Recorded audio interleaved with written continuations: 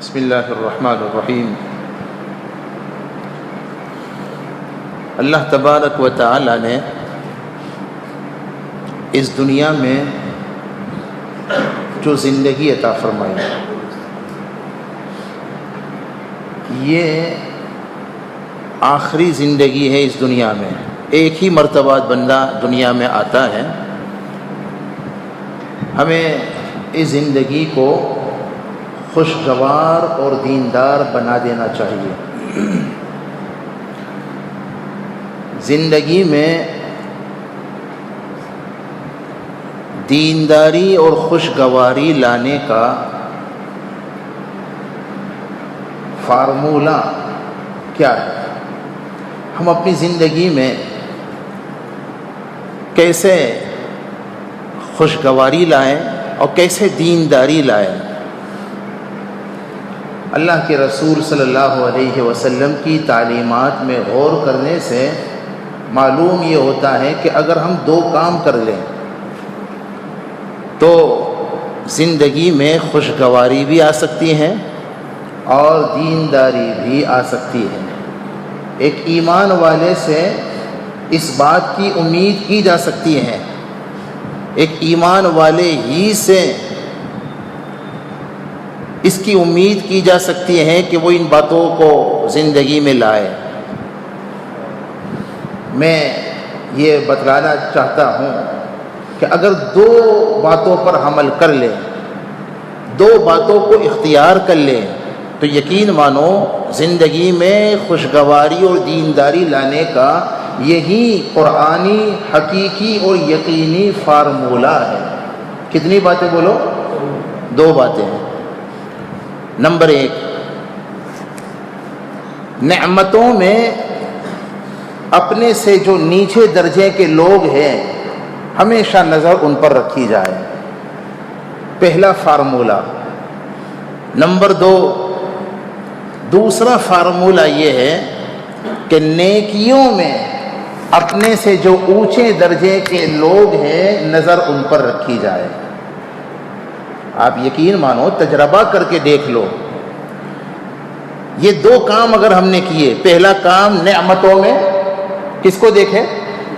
اپنے سے جو نیچے والے ہیں۔ جب ہم ایسا کریں گے نا تو پتہ ہے کیا ہوگا؟ زندگی میں خوشگواری آ جائے گی۔ اللہ کے رسول صلی اللہ علیہ وسلم نے اسی کی تعلیم دی ہے کہ دنیاوی امور میں، جس کو ہم نے یوں کہا کہ نعمتوں میں اپنے سے نیچے والوں پر نظر رکھو۔ اپنے سے ہم اوپر والوں کو دیکھیں گے نا تو ناشکری میں مبتلا ہو جائیں گے، دل کی تنگی میں اور پھر بے چینی میں مبتلا ہو جائیں گے، سکون ختم ہو جائے گا۔ اس کے برخلاف جب ہم نعمتوں میں اپنے سے نیچے والے کو دیکھیں گے، کیا مطلب ہوا؟ آپ کے پاس اگر 2 روم کچن کا مکان مثلاً ہے، آپ ان کو مت دیکھیے جن کے پاس 3 روم کچن کا مکان ہے یا جن کے پاس بنگلہ ہے، انہیں دیکھیے جن کے پاس 1 روم کچن کا مکان ہے۔ یہ میں مثال دے رہا ہوں۔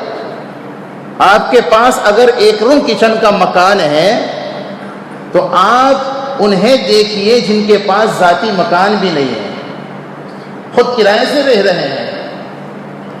آپ کے پاس اگر ذاتی مکان ہے تو آپ ان کو دیکھیے جن کے پاس، آپ کے پاس اگر کرائے کا بھی مکان ہے تو آپ ان کو دیکھیے جن کے پاس کرائے کا بھی مکان نہیں ہے۔ آپ یہاں ہمارے علاقے کے راستوں پر نہیں دیکھتے؟ کتنے مرد اور عورتیں ایسے ہیں، بارش ہو، گرمی ہو، سردی ہو، راستے کے کنارے پر پڑے ہیں، ان کے پاس کرائے کا مکان بھی نہیں ہے۔ اور اگر کوئی بندہ ایسا بھی ہے، اس کے پاس کرائے کا بھی مکان نہیں ہے، راستے میں زندگی گزارتا ہے، ایسا بندہ بھی اپنے سے نیچے والوں کو یوں دیکھیں، وہ بندہ ان لوگوں کو دیکھیں کہ جو جیلوں میں زندگی گزار رہے ہیں۔ کم سے کم ان کے مقابلے میں تو یہ اچھے ہیں نا کہ آزادی میں، کھلی فضا میں تو زندگی گزار رہے ہیں۔ اور رہی بات ان لوگوں کی جو جیلوں میں ہیں، وہ ان لوگوں پر نظر رکھیں جو قبر میں ہیں۔ کم سے کم تم جیل میں زندہ تو ہو، زندگی سے لطف اندوز تو ہو رہے ہو چاہے جیل ہی میں ہیں، ان کو دیکھو جو قبر میں ہیں۔ میرے بھائیوں، کہنے کا منشا یہ ہے کہ اگر ہم اپنی نظر کو ذرا وسیع کر لیں اور نعمتوں کو دیکھنے والے بن جائیں تو ہمیں ہر حال میں اللہ کی نعمتیں نظر آ سکتی ہے۔ اور یقین مانو، اگر ہماری نظر اللہ نے بہت نعمتیں ہمیں دے رکھی ہیں، ہم اس پر غور نہیں کرتے، دھیان نہیں دیتے، اس لیے ہمیشہ شکوے۔ بھائیو، شکوے چھوڑو، شکر کا مزاج بناؤ۔ زندگی میں خوشگواری لانے کا یہ یقینی فارمولہ ہے۔ شکوے چھوڑ دو، شکر کا مزاج بناؤ، اور اس کے لیے یہ طریقہ ہم نے بتلایا، اور ہم نے کہا یہ حدیث میں ہے، نعمتوں میں اپنوں سے نیچے والوں کو دیکھو۔ اور ہم نے کہا اگر زندگی میں دینداری لانی ہے تو اس کا پھر طریقہ یہ ہے، جیسے خوشگواری لانے کے لیے نعمتوں میں نیچے والوں کو دیکھو، تو دینداری لانے کے لیے نیکیوں میں اپنوں سے بولو اوپر والوں کو دیکھو۔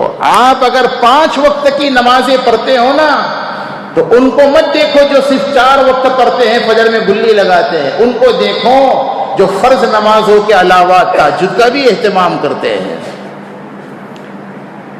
نیکیوں میں اپنے سے اوپر والوں کو دیکھو۔ آپ اگر صرف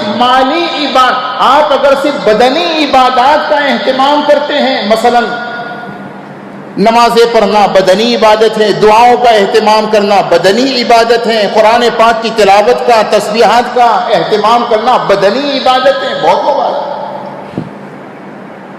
اگر اللہ نے ہمیں یہ توفیق دی ہے تو ہم نظر ان پر رکھیں جو بدنی عبادت کے ساتھ ساتھ مالی عبادت کا بھی اہتمام کرتے ہیں، تب ہم دینداری میں آگے بڑھیں گے۔ حضرات صحابہ رضوان اللہ علیہم اجمعین کا یہی تو مزاج تھا نا۔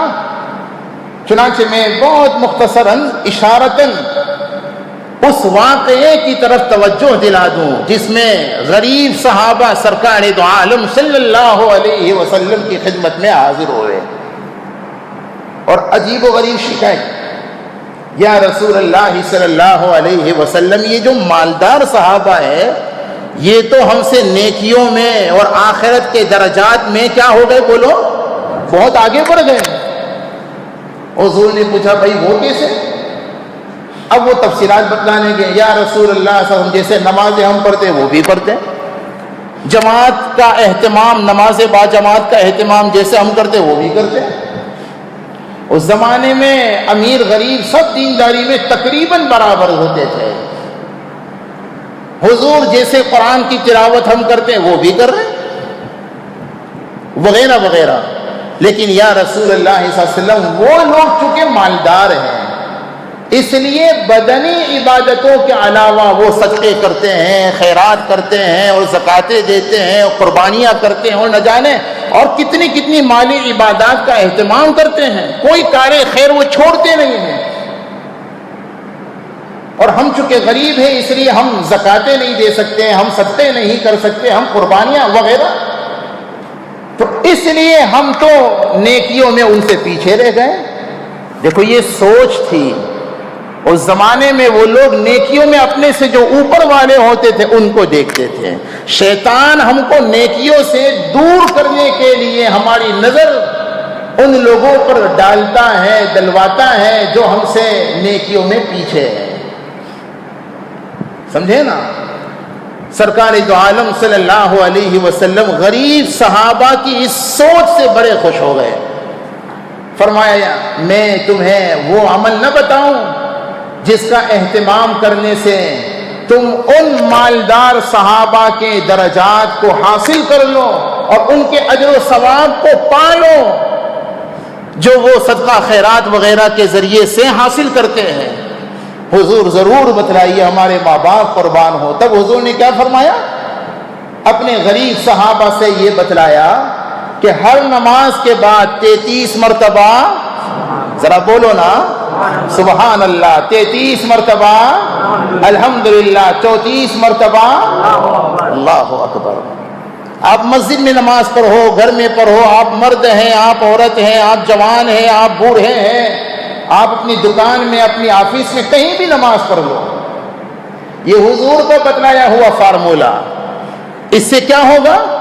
اگر تم صدقات خیرات نہیں کر سکتے غریب ہونے کی وجہ سے، اس کے باوجود جب اس کا اہتمام کرو گے، ان اعمال کا، نماز کے بعد ان تسبیحات کا اہتمام کرو گے، اللہ تمہیں وہ اجر و ثواب عطا فرما دیں گے جو مالداروں کو صدقہ خیرات کرنے کے بعد عطا کرتے ہیں.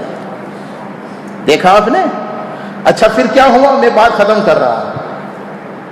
انہوں نے شوق سے خوشی، وہاں دیر کس بات کی تھی؟ وہاں تو وہ تو جانثار تھے نا، وفادار تھے، اشاروں پر جانے قربان کرنے کے لیے تیار تھے. یہاں تھوڑی سی وقت کی قربانی کا کیا مطلب؟ فوراً عمل شروع کر دیا. اب ادھر مالداروں کو پتا چلا کہ بھائی یہ سب غریب لوگ گئے تھے حضور کی خدمت میں اور ہماری شکایت کی اور حضور نے یہ بتلایا. تو پھر کیا ہوا؟ مالداروں نے بھی اس پر عمل. میں کوئی نئی باتیں نہیں بتلا رہا ہوں، یہ سب سن چکے ہیں ہم اور آپ سن چکے دسیوں مرتبہ، لیکن کبھی غور نہیں کرتے ہم لوگ. اس میں یہی تو پیغام ہے. نیکیوں میں اپنوں سے اوپر والوں کو دیکھو، نعمتوں میں اپنوں سے نیچے والوں کو دیکھو. چنانچہ مالدار صحابہ نے بھی اس پر عمل شروع کر دیا. یہ غریب صحابہ پھر آئے، یا رسول اللہ صلی اللہ علیہ وسلم. انہوں نے تو پھر انہوں نے بھی عمل شروع کر دیا، مالداروں نے بھی. آقا نے فرمایا ذالک فضل اللہ یؤتیہ من یشاء. بھائی یہ عمل کی توفیق اللہ تعالیٰ ہر کسی کو، ہر کس و ناقص کو نہیں دیا کرتے ہیں. ہمارے شیخ فرماتے ہیں مولانا کمر الزمان دام اللہ ظلالہ علینا، عمل کی توفیق یعنی عمل صالحہ کی توفیق اللہ انہی کو عطا فرماتے ہیں جن میں طلب ہوتی ہے، اللہ کو پانے کی طلب، اپنی آخرت کو بنانے کی طلب، اپنی قبر کو جنت کا باغیچہ بنانے کی طلب، اپنی موت کو بہترین بنانے کی طلب. پھر اللہ توفیق دیتے ہیں. اگر ہم نے طلب ہی دنیا کی ہے، میری دنیا کیسے بن جائے، میری جاب کیسے سنور جائے، میرا مکان بنگلہ، میرا زندگی، میرے بچوں کی ویل سیٹ کیسے ہو جائے، اگر طلب ہی سب یہ ہے اور آخرت سے مکمل غفلت ہے، پھر کہاں نماز وغیرہ کی توفیق ہوگی. بہرحال زندگی میں اگر خوشگواری اور دینداری لانی ہے تو اس کے لیے یہ یقینی فارمولہ ہے، نعمتوں میں اپنے سے نیچے والوں کو اور نیکیوں میں اپنے سے اوپر والوں کو دیکھے. اللہ تعالی ہم سب کو توفیق عطا فرمائے اور زندگی میں خوشگواری اور دینداری پیدا فرما دے. آمین. وآخر دعوانا الحمدللہ.